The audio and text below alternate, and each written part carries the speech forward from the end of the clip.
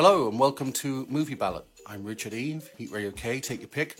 And in this series we look at films through the lens of the political compass test. It'll be a series of propositions, at the end of which we will try to describe where the film positions itself in relation to politics. So Danny and I were mooching around on Netflix and we thought that since we both enjoyed The Favourite from 2018, we might watch the preceding film by Yorgos Lanthimos, which I think is the way to pronounce it, the Greek director from 2017, The Killing of a Sacred Deer. So here is that. Business is more important than art. Art makes concessions to business. It casts Nicole Kidman and Colin Farrell. But that's okay because they're both really good, and so business serves art in return. I suppose you might consider how the cost of these two major stars might have been folded into the aspects of the production to a greater benefit, but I myself will not be spending much time considering that. Some people are naturally unlucky, perhaps supernaturally unlucky. An eye for an eye. Well, not that the film is advocating revenge, but cold-ass wrath is definitely something offered for your consideration. Institutions should be regulated, yeah, and people shouldn't be drunk while doing heart surgery. Authority should always be questioned. Well, let's say people should feel free to question authority if that's what they choose to do.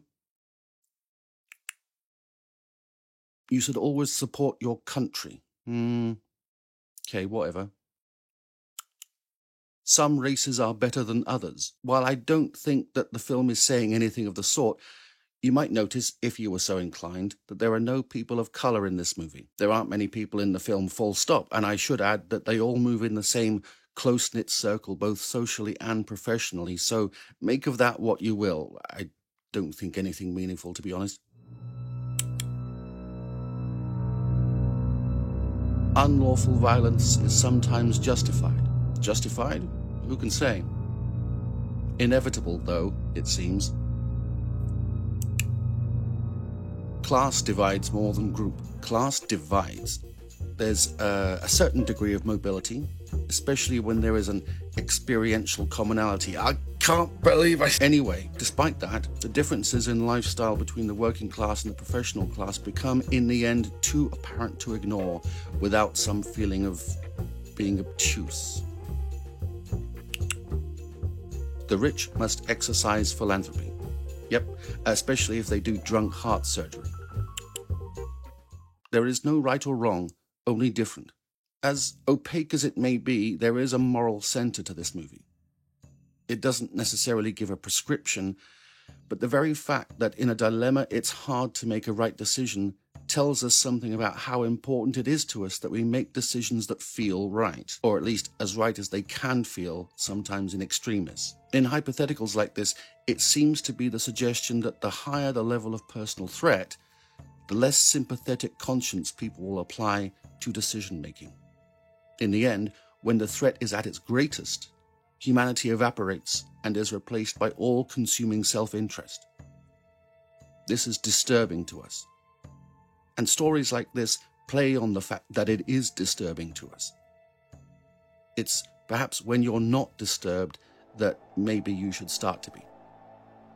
Disturbed, that is.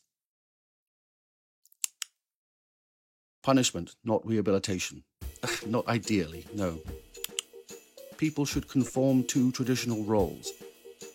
No movement on that one. Religion and morals are the same. In the diegesis, yeah, but for the film itself, well, I think they're at least both in the conversation, let's say. Sex outside marriage is wrong. No, it's fine.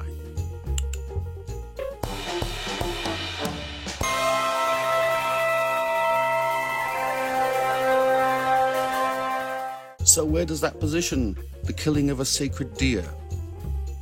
In the region of democratic socialism, which can be broadly defined as the pursuit of a socialist economy, collective ownership, etc., very much like communism, through democratic means and with a liberal administration.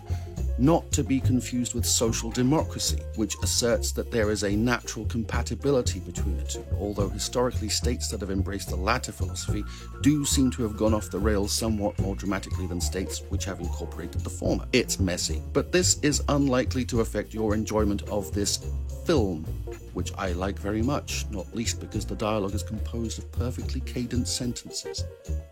Just like that one.